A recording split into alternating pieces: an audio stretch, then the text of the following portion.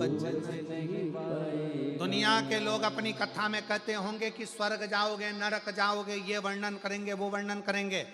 शिव महापुराण में वेद व्यास जी ने एक जगह भी नहीं लिखा कि मरने के बाद स्वर्ग जाओगे कि नरक जाओगे। वेद व्यास जी ने इतना जरूर लिखा कि अपने कर्म का भोग इसी संसार में भोगोगे, यहीं पर स्वर्ग है और यहीं पर नरक है। गरुड़ पुराण कहती है स्वर्ग जाने का, नरक जाने का, भोगने का। सारी पुराणे कहती हैं, भागवत में भी वर्णन आता है कि इतने नरक होते, इतना स्वर्ग का भाव है। सारे पुराण कहेंगे नरक और स्वर्ग का, पर शिव महापुराण नहीं कहती कि तुम नरक जाओगे कि स्वर्ग जाओगे। शिव महापुराण की कथा कहती है अपना कर्म अच्छा करते चलो, अपना कर्म अच्छा करते चलो। जब श्रेष्ठ कर्म करते चलोगे तो यहीं स्वर्ग है। डनलप के गद्दे पर सो रहे हो, गोदड़ी पर सो रहे हो, रुई के गद्दे पर सो रहे हो, कपास के गद्दे पर सो रहे हो, शिव महापुराण की कथा कहती है अपने घर में अगर तुम रात को आराम से पलंग पर सोते ही तुम्हारी आंखों में नींद आ जाए, खूब चकाचक सो, सवेरे 6 बजे 5 बजे खुले, तो समझ लेना कि तुम स्वर्ग में हो। और डनलप के गद्दे में, एसी के रूम में, एक गिलास दूध पीने के बाद बाजू में खुशबू देने वाला परफ्यूम रखा होने के बाद भी रात को नींद की गोली खाकर सोना पड़ रहा है, और तो भी 2:30-3 बजे नींद खुल गई, समझ लेना नरक की जिंदगी जी रहा है। नरक है। चिंता चिंता चिंता चिंता चिंता, रात को 1:30 बजे नींद खुल गई, 2 बजे नींद खुल गई।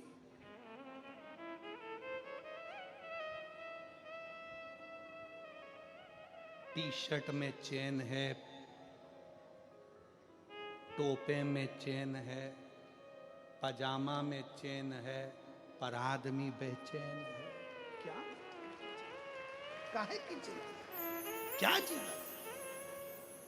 रात को नींद नहीं आ रही, 2:30 बजे नींद खुल गई, पत्नी बोल रही है, ओ है ना,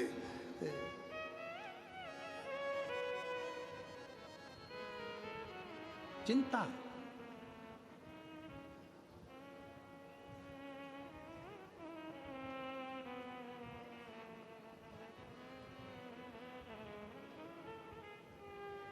एक पति सो रहा था, पत्नी साथ में।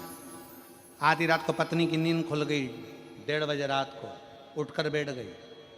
पति ने पूछा क्यों, तुझे नींद नहीं आ रही? नहीं। क्यों?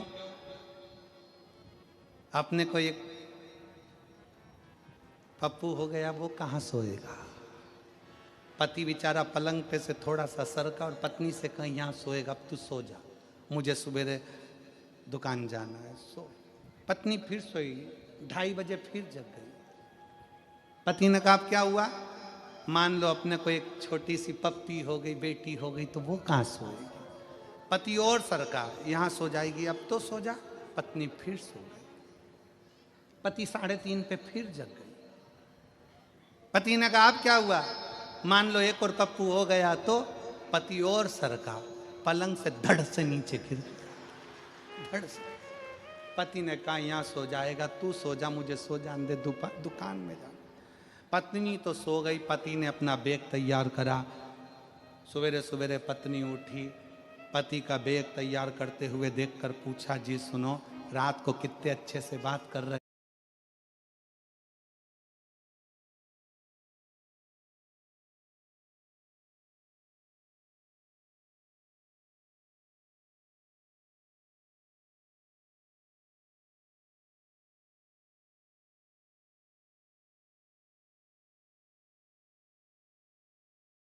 तैयारी कर रहे हो।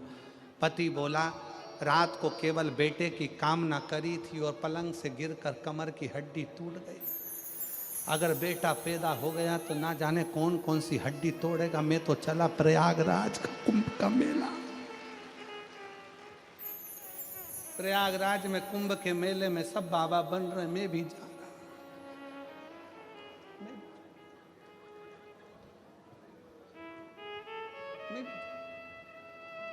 पुत्र की कामना आधी रात की नींद तुड़ा देती है, बच्चों की चिंता आधी रात की नींद तुड़ा देती है, घर में रखा धन आधी रात की नींद तुड़ा देता है। विचार करिए, जरा सा इनकम टैक्स ऑफिसर घर में आकर बैठ जाते हैं तो टेंशन हो जाता है। टैक्स वालों ने कह दिया फाइल लाओ, तुम्हारी जरा सी टैक्स की फाइल देखी और तुम्हारे सिर पे पसीना आ गया। ये तो जमीन के लोग हैं जो तुम्हारी फाइल देख रहा है, ऊपर वाला फाइल देखेगा तो क्या क्या छूटेगा। विचार कर, ये तो नीचे वाले फाइल देखें, संसार के लोग फाइल देख रहे हैं तो पसीना छूट रहा है, ऊपर वाला देखेगा। सूरत में कथा हुई थी, एक दिन नहीं गई, आजा साइड में खड़ी हो भाई, चल। इतना जोड़ जोड़ के घर में रखा था, किसी को एक गिलास पानी नहीं पिलाया। बाजुआ बाजू मां तो पूछेंगे भी नहीं कि केम छो, नहीं पूछेंगे।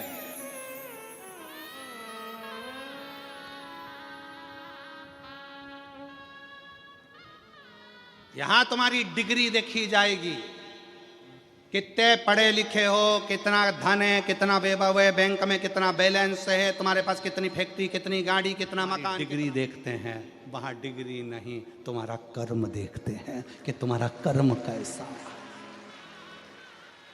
नहीं देखेगा,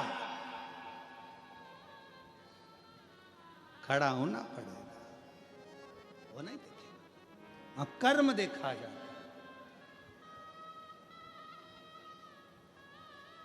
कौन देखेगा? एक बेटी ने एक पत्र लिखा, उस पत्र में लिखा कि मेरा नाम ज्योति रमेश माली है, मेरे पति का नाम रमेश भट्टू माली है, सूरत की रहने वाली हूँ और कड़ोदरा 4 रास्ता की निवासी, सोसाइटी, मेरा मोबाइल नंबर ये है, कहीं बैठी हूँ तो हाथ हिला सकते। मेरे पति को दांत का दर्द होना था, हम डॉक्टर के पास गए और डॉक्टर बोला कि दांत निकालना पड़ेगा। ऐसा बोला, हमने दांत निकलवाने के लिए 15 दिन के बाद जांच करवाया तो डॉक्टर ने बोला कि इनको कैंसर का असर है और हमने रिपोर्ट की है, सीटी स्कैन भी किया, डॉक्टर ने बोला ऑपरेशन करना पड़ेगा। हमने 26/10/2024 को ऑपरेशन करवाया। ऑपरेशन होने के बाद डॉक्टर बोले कि इनकी कोई गारंटी नहीं ले सकता, पेशेंट की 24 घंटे बाद बताऊंगा तब हम कुछ बोल पाएंगे। फ़ोन किया, मेरी गली के कुछ आंटी ने बोली, फिर मैंने फ़ोन किया, मेरी गली के कुछ बहनें मानी और उनको बताया कि डॉक्टर ऐसा बोल रहा है। उसने शिवजी पर चढ़ा हुआ बेलपत्र और जल भेजा और मैंने आईसीयू वाले को बताया कि मेरी इतनी मदद करना कि जो बेलपत्र मेरे पति के तकिए के नीचे रख देना और भाई को पानी पिला देना। ऐसे मेरे महादेव की कृपा हुई। मेरे बाबा को मैं क्या वर्णन करूं, मेरे पति 24 घंटे बाद होश में आ गए। फिर भाभी सीहोर गई, रुद्राक्ष लाई, जल दिया। आज बाबा की कृपा से पूर्ण तरह से स्वस्थ हो गए। मैं बाबा को धन्यवाद देती हूँ। अपना कर्म अच्छा था ना, कर्म की श्रेष्ठता के अनुकूल हमें फल प्राप्त होता।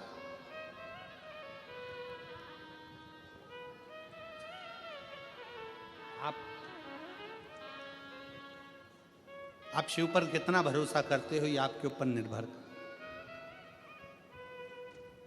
एक बहन ने अपने पत्र में लिखा कि मैं भगवान को नहीं मानती। मेरा नाम अंजलि सिंह, उम्र 39 साल,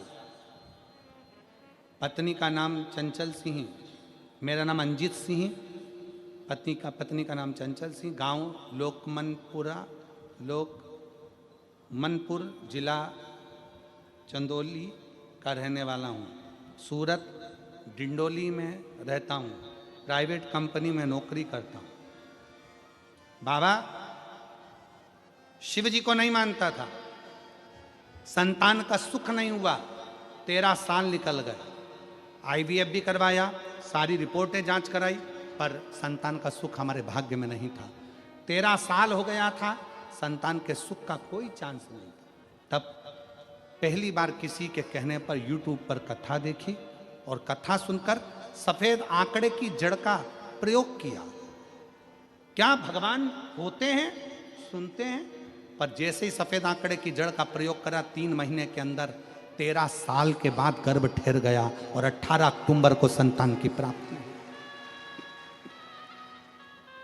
18 अक्टूबर 2024 को संतान की प्राप्ति हुई। कहीं बैठे हो तो आ सकते, आप माने ना माने, आप अगर भगवान शंकर से जुड़े हुए हैं, शिव के ऊपर एक लोटा जल चढ़ा रहे हैं, शिव की स्तुति कर रहे हैं, शिव महापुराण की कथा के पंडाल में बैठकर श्रवण कर रहे हैं, दिल से शंकर की स्तुति कर रहे हैं, तो उसका फल खाली नहीं जाता, उसका फल प्राप्त जरूर होता है, शिव देता जरूर है। कर्म श्रेष्ठ। ब्रह्मा जी का शीश क्यों कटा? झूठ बोलने के कारण। केतकी के पुष्प को श्राप क्यों लगा? झूठ बोलने के कारण। गौ माता के मुख को श्राप क्यों लगा? झूठ बोलने के कारण। तुम झूठ बोले हो, झूठ। सत्यता का जीवन जियो, और सत्यमय जीवन को जीना ही एक आनंद का विषय है। भगवान शंकर का नाम वटकेश्वर महादेव हो गया। भगवान ब्रह्मा विष्णु महेश पधार रहे हैं, जोरदार ताली बजाकर उनका स्वागत करिए। भगवान अर्धनारेश्वर स्वरूप का दर्शन कराए हैं और सुंदर आनंद पाए हैं। आज कथा का द्वितीय दिवस यहाँ पर विराम ले रहा है। जो सूरत में कथा चल रही है वो 22 तारीख को विराम हो जाएगी। 24 तारीख से 30 तारीख तक स्थान फौजी पेट्रोल पंप के सामने नेशनल हाईवे 6 साकरी जिला धूलिया में शिव महापुराण की कथा रहेगी। महाराष्ट्र के सभी श्रोता भाई बहनों को बहुत बहुत बधाई, जो साकरी में जिला धूलिया के अंतर्गत साकरी में शिव महापुराण की कथा होने जा रही है। कथा का समय 1 बजे से 4 बजे तक साकरी का भी रहेगा। बड़े भाव से आप और हम कथा का लाभ लेंगे और अपने जीवन को सार्थक बनाएंगे। आज कथा का द्वितीय दिवस यहाँ विराम ले रहा है। आप सबसे एक निवेदन है, अपने आरती के बाद जब आप लोग यहाँ से जाएं तो धीरे धीरे जाना, अपनी गाड़ियों को आराम से निकालना, बुजुर्गों का हाथ पकड़कर संभाल कर लेकर जाना, बच्चों का हाथ पकड़कर रहना। सोने की कोई भी चेन, मंगलसूत्र, कोई महंगा मोबाइल, कोई भी सोने की रकम लेकर कथा में मत आना। सोने की चेन पहनकर कथा में नहीं आए, महंगा पर्स, मोबाइल लेकर कथा में नहीं आए। ध्यान रखें, कोई भी सामान अगर आपका खोता है उसके जवाबदार आप स्वयं होंगे। हर हर जय जय।